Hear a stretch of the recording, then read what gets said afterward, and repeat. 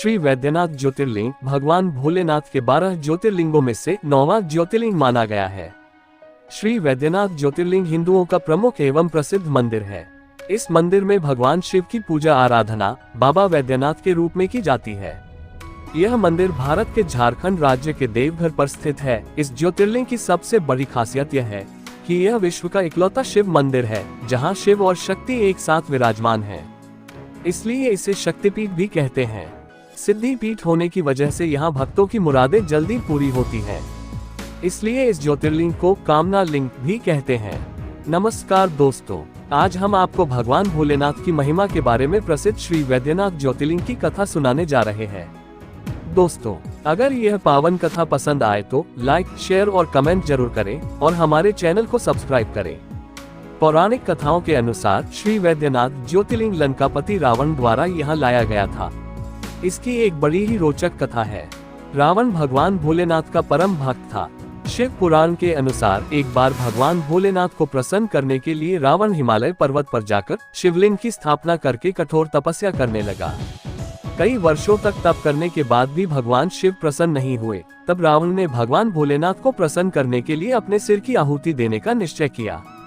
हिमालय पर्वत के दक्षिणी जंगल में जाकर हवन कुंड बनाया और अग्नि प्रज्वलित करके हवन प्रारंभ किया।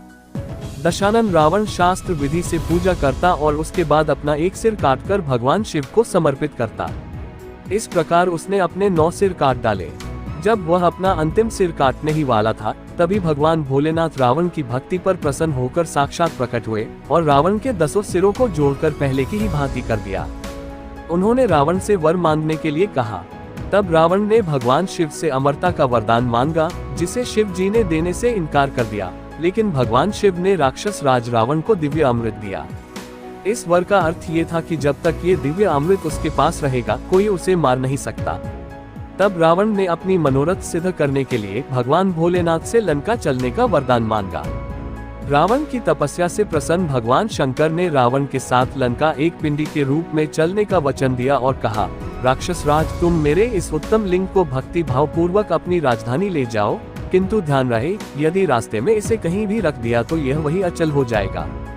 भगवान शिव द्वारा ऐसा कहने पर राक्षस राज रावण ने स्वीकार कर लिया और उस शिवलिंग को लेकर अपनी राजधानी की ओर चल दिया। ये सब देखकर सभी देवी देवता चिंतित हो गए। सभी इस समस्या को दूर करने के लिए भगवान विष्णु के पास पहुंच गए। भगवान विष्णु ने इस समस्या के समाधान के लिए एक लीला रची। उन्होंने गंगा जी से रावण के पेट में समाने का अनुरोध किया। रावण के पेट में जैसे ही गंगा जी पहुंची, रावण के अंदर मूत्र करने की इच्छा प्रबल हो उठी। वह सोचने लगा कि शिवलिंग को किसी को सौंपकर लघु शंका कर ले। तभी भगवान विष्णु एक बैजू नाम के ग्वाले के भेष में वहां प्रकट हुए। रावण ने उस ग्वाले को देखकर उसे शिवलिंग सौंप दिया और जमीन पर न रखने की हिदायत दी और लघु शंका से निवृत्त होने चला गया। गंगा जी की वजह से रावण काफी समय तक लघु शंका करता रहा। बैजू रूप में भगवान विष्णु ने मौके का फायदा उठाते हुए शिवलिंग वहीं रखकर अंतर्ध्यान हो गए। पृथ्वी पर शिवलिंग रखते ही वह वहीं स्थापित हो गया। रावण जब लौटकर आया, तब लाख प्रयास करने के बावजूद शिवलिंग वहां से टस से मस नहीं हुआ। अंत में रावण को खाली हाथ लंका लौटना पड़ा। तत्पश्चात सभी देवी देवताओं ने आकर इस ज्योतिर्लिंग की पूजा स्तुति की और विधिवत रूप से स्थापित कर दिया। तब से इस जगह का नाम बैजनाथ धाम पड़ गया।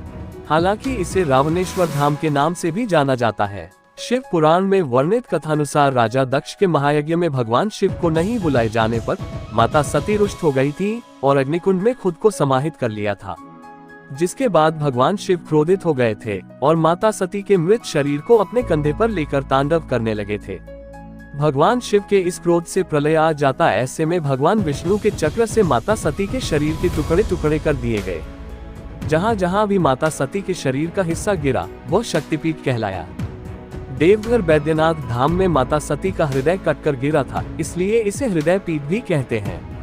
श्री वैद्यनाथ ज्योतिर्लिंग की सबसे बड़ी खासियत यह है कि यह विश्व का इकलौता शिव मंदिर है, जहां शिव और शक्ति एक साथ विराजमान है। जो मनुष्य श्रद्धा पूर्वक भगवान श्री वैद्यनाथ जी का अभिषेक करता है, उसका शारीरिक और मानसिक रोग अति शीघ्र नष्ट हो जाता है। इसलिए श्री वैद्यनाथ धाम में लाखों की संख्या में दर्शनार्थियों की भीड़ दिखाई देती है। सावन के महीने में यहाँ लाखों श्रद्धालु भगवान भोलेनाथ को जल चढ़ाने के लिए पहुँचते हैं। ऐसा माना जाता है कि इस नगरी में आने से शिव और शक्ति दोनों का आशीर्वाद मिलता है। पुरोहित बताते हैं कि यहाँ पहले शक्ति स्थापित हुई, उसके बाद शिवलिंग की स्थापना हुई है। भगवान भोले का शिवलिंग सती के ऊपर स्थित है, इसलिए इसे शिव और शक्ति के मिलन स्थल के रूप में भी जाना जाता है। यहाँ आने वाले सभी भक्तों की मनोकामना पूरी होती है। यहाँ सच्चे मन और श्रद्धा से मांगी गई सभी मनौती पूरी हो जाती है। यही कारण है कि इसे मनोकामना लिंग भी कहते हैं। यह मंदिर एक प्राचीन मंदिर है और एक प्रसिद्ध हिंदू धार्मिक स्थल भी है। परिसर के अंदर बाबा बैद्यनाथ के मुख्य मंदिर के अलावा और 21 मंदिर हैं, जहां प्राथमिक लिंग मौजूद है। बैद्यनाथ मंदिर के अलावा आप यहां और भी बहुत कुछ देख सकते हैं। नौलखा मंदिर, बासुकीनाथ मंदिर, नंदन पहाड़, त्रिकूट पर्वत, तपोवन, गुफाएं और पहाड़ियां। मंदिर सप्ताह के 7 दिन खुला रहता है। मंदिर सप्ताह के सभी दिनों में सुबह 4:30 बजे खुलता है और दोपहर 3:30 बजे बंद हो जाता है। पुनः शाम 6 बजे खुलता है और रात 9 बजे बंद हो जाता है। इस दौरान मंदिर में विभिन्न प्रकार के अनुष्ठान होते रहते हैं। सुबह और शाम को विशेष आरती होती है। श्री वैद्यनाथ धाम जाने के लिए आपको फ्लाइट, ट्रेन और बस आसानी से मिल जाएगी। ये देश के प्रमुख नगरों से अच्छी प्रकार से जुड़ा हुआ है। यहाँ रेल मार्ग, हवाई मार्ग एवं सड़क मार्ग से आसानी से पहुँचा जा सकता है। यहाँ का निकटतम हवाई अड्डा लोकनायक जयप्रकाश पटना से 274 किलोमीटर की दूरी पर है और निकटतम रेलवे स्टेशन जसीडीह जंक्शन केवल 7 किलोमीटर की दूरी पर है, जो कि देश के प्रमुख शहरों से जुड़ा हुआ है। बैद्यनाथ धाम के नाम से प्रसिद्ध देवघर को देवी देवताओं का घर माना जाता है। यहाँ जो भी भक्त श्रद्धा पूर्वक भगवान श्री वैद्यनाथ जी का अभिषेक करता है, उसका शारीरिक और मानसिक रोग शीघ्र ही नष्ट हो जाता है।